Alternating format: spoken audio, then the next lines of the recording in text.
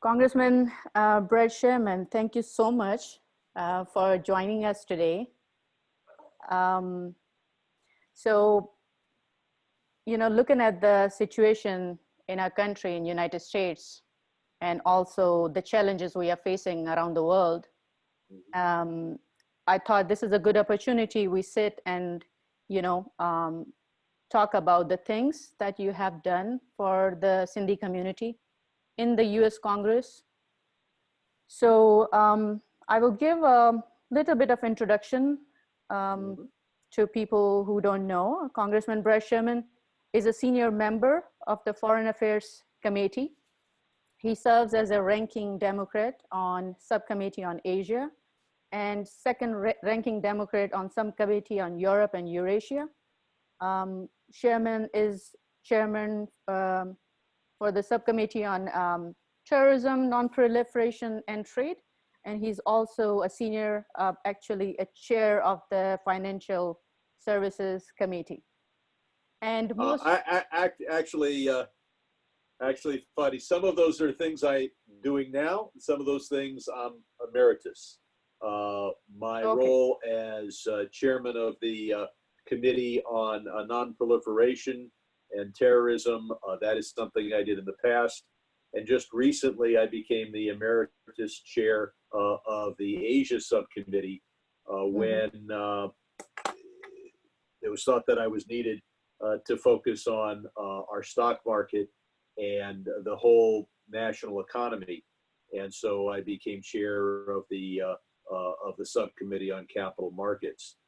I've been on the Foreign Affairs Committee for close to 24 years, and I'm the number 2 person on that committee, right next to Elliot Engel, who is our chair.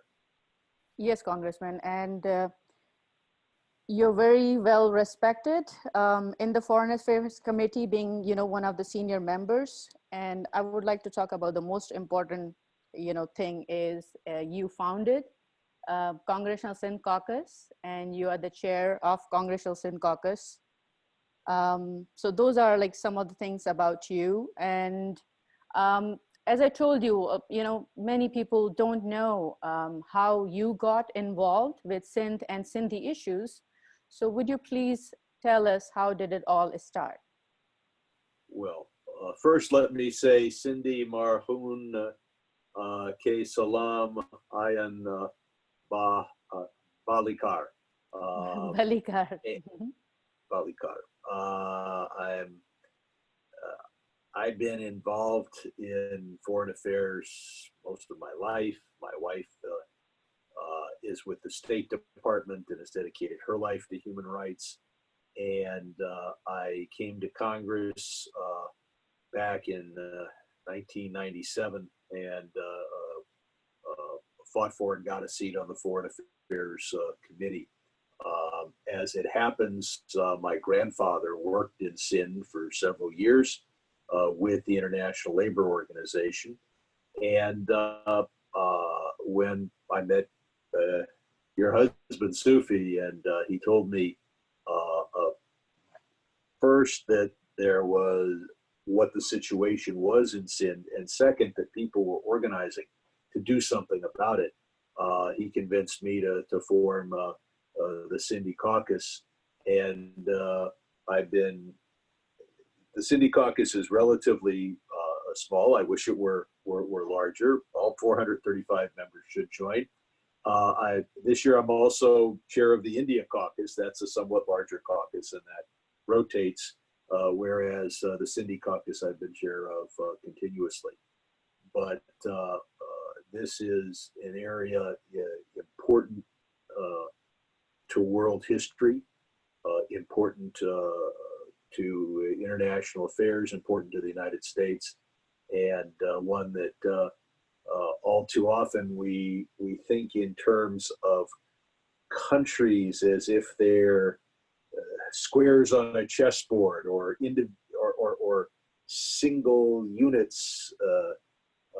The fact is that Sindh has a proud history, its own language, and its own concerns, and those concerns are, I important to the United States and important to the world. Wonderful, Congressman. And the next question would be, what are some of the major outcomes of your work in the US Congress, and how do you see the impact of your efforts for Sindh and Sindhi people on US policy? Oh, that's a long question.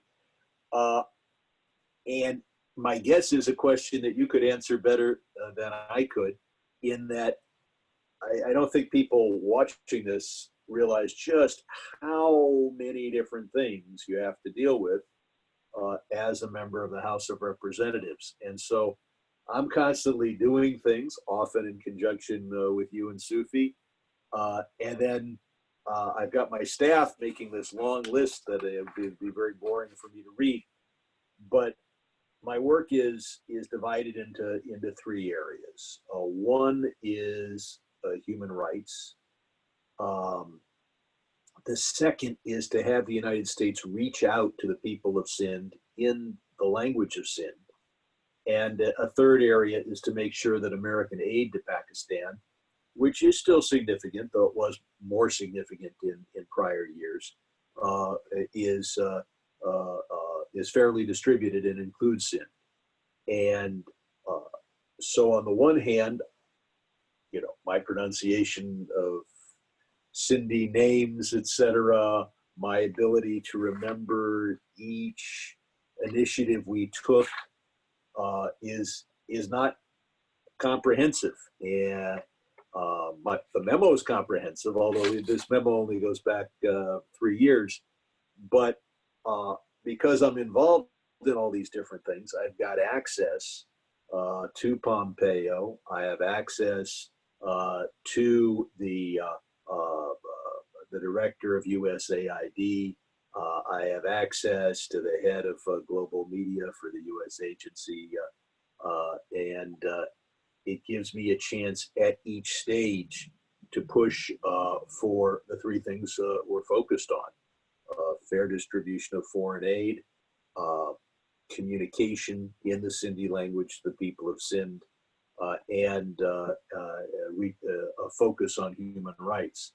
So when Imran Khan comes here, I can talk to him as one of very few members of Congress that had a chance to sit down with him and talk about things that are important to the people of the United States. So the fight began in the effort of trying to get AM Sindhi language broadcasting. In a way, technology has passed us by. And I'm now told that, well, first, what we have achieved is a Sindhi language website for the State Department. I'm waiting, you know, I'll need to rely on you to tell me, hey, is it well done? When I look at it, it looks like it's in Sindhi. And then instead of focusing so much on AM radio, we're focusing on television. We have secured $500,000, but I think we can turn that into $1.5 million or $2 million to be able to reach out in broadcasting.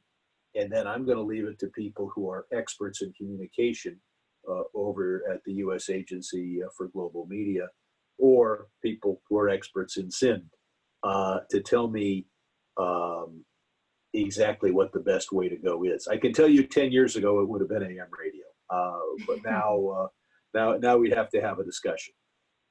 So that's on the communication side. On foreign aid, it's simply a matter of reviewing what, you know, the director of USAID knows. When I call him, I'm going to be asking him, not just what are you doing in Pakistan? Everybody, a few people will ask him that, but what are you doing in Sindh? And I'd like to think that in evaluating projects, he knows that call is coming. And then human rights, unfortunately, is an area that we really have to focus on because of what's happening in Sindh, both to minorities and to the majority. the people of Sindh who want to focus on Sindh and all too often are subject to ISI and other agencies. And, you know, so much focus in the United States right now is on police brutality, etc. What the people of Sindh have faced year after year should not be forgotten as well.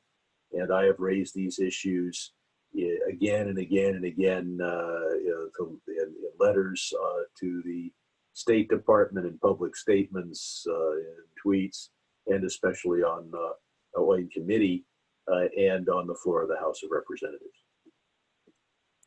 I know that was a long answer, but you asked me a long. And, you know, I want to take this opportunity, Congressman, and on behalf of the Sindhi community, I would like to say thank you because first of all, if I talk about in terms of language, language is very important to our culture and heritage. It's one of the oldest languages. And, you know, we are fighting for the survival of that language. And the efforts that you have done for the Sindhi language, and I can tell you about the website, the US Consulate website being available in Sindhi language, where in Sindh province, the government websites none of the government websites is available in Sindhi. What? It's only in Urdu or English. It's only US Consulate website available in Sindhi language. So, yeah. And of course, here in the United States, no other language but English is an official language of the country, and yet we reach out to our people in many languages, especially in my area, Spanish, all the time. And there must be 1,000 U.S. government websites in the Spanish language, and just domestically, and of course, you know, our embassy in Spain and Argentina, etc.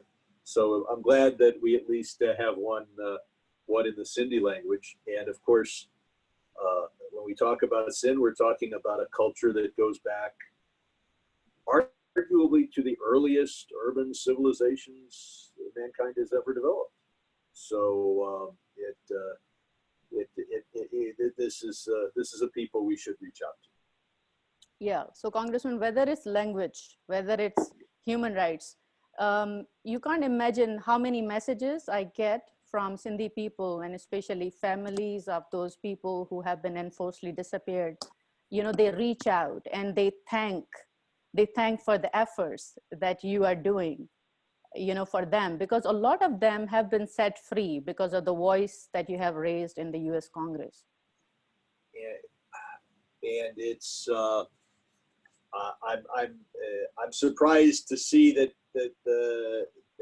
one speech can sometimes do that. And I should point out, I will never mention someone unless I have it on very good authority that the family wants me to, because there are circumstances where being spoken on the floor of the House of Representatives can help. I haven't seen it hurt in Sindh, but I know that there are other places where I've been involved in human rights where I'm told by people, mention this person, but we're not mentioning that person. And that's why I appreciate you and Sufi and Dr.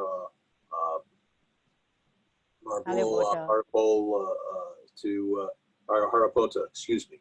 I told you my pronunciation would be for giving me guidance. And almost always that guidance has been go out and mention. But again, there may be a time when we don't want to, or where we want to be discreet and just make a call to the Assistant Secretary for South Asia rather than a speech on the floor of the House. Yeah, and Congressman, most importantly, it took you 10 years to get the Sindhi language, you know, bill, you know, make it a reality in the US Congress. And I know how many challenges you would have, you know, faced to make it a reality.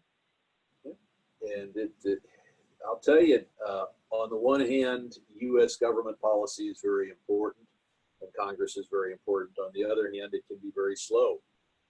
The last few months, because of the COVID crisis, certain things have moved very fast, but in general, Congress moves slowly, and that's one of the frustrations of my job. But we're now in a position to get more communication to the people of Sindh. Thank you, Congressman. And I think the next question is, how do you see the future of relationship between Sindhi and American people? Well, I think that in terms of history and culture, that there'll be an increasing interest. One looks at the original civilizations in the world, and people were taught about Mesopotamia and the Fertile Crescent, the Nile, and China. And now that people are focused on the Indus River civilizations, Americans quote Homer and speak of the Cyrus Cylinder and the great milestones in the civilization of Mesopotamia and the Eastern Mediterranean. Who knows? We may come to a position where, especially if we can more fully decipher the language that was used back then and the writing that was used back then, we may find Americans quoting the ancient Sindhis as much as they quote the ancient Mesopotamians. I think that there's a real attention toward Pakistan. There's concern. Here you have a nuclear country where there are some elements that are quite hostile to the United States. Dr. Afridi, for example, is still in jail, and we could do a whole tape about Al Qaeda and its seeming to have some friends inside the ISI, etc. But a large portion of Pakistan is Sindh. It's not well represented in the national security apparatus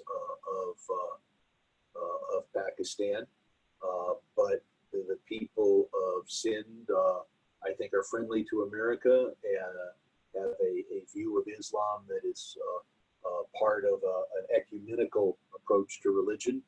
And I think that the relationship is there. Of course, there are many Sindhis here in the United States and Canada, Europe, etc. So we meet individual Sindhis here, but Sindh is I think, an important part of the world for American policy.